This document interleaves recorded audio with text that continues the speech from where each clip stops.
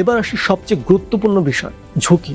AI যতটা শক্তিশালী হবে ততটা কিন্তু সমস্যা তৈরি করতে পারে। ভুল তথ্য ছড়িয়ে চাকরির পরিবর্তে অনিশ্চয়তা, ব্যক্তিগত গোপনীয়তা হারানোর ভয়, এই বিষয়গুলো যদি প্রযুক্তি নিয়ন্ত্রণ ছাড়া চলে যায় তাহলে তার সুবিধার চেয়ে সমস্যা বেশি তৈরি করবে। তাই প্রয়োজন হবে শক্ত নীতিমালা, সঠিক শিক্ষা এবং দায়িত্বশীল ব্যবহার। বাংলাদেশের জন্য আসল চ্যালেঞ্জ হবে এটাই, আমরা এই পরিবর্তনের জন্য কতটা প্রস্তুত। যদি আমরা এখন থেকেই তরুণদের ডিজিটাল দক্ষতা না শেখাই, যদি স্কুল কলেজে প্রযুক্তিকে ভয় না পেয়ে গ্রহণ করা হয়, তাহলে বাংলাদেশের এআই যুগ পিছিয়ে থাকবে না, বরং দক্ষিণ এশিয়ার একটি শক্তিশালী ডিজিটাল দেশে রূপান্তরিত হবে। অবশেষে বলতেই হয়, এআই ভবিষ্যতের শত্রু নয়, আবার একমাত্র সমাধানও নয়। এটা একটা শক্তিশালী টুল যেটা মানুষের হাত থাকলে আশীর্বাদ, ভুল হতে গেলে ঝুঁকি। ভবিষ্যতে বাংলাদেশ হবে সেটা শুধু প্রযুক্তির উপর নির্ভর নয়,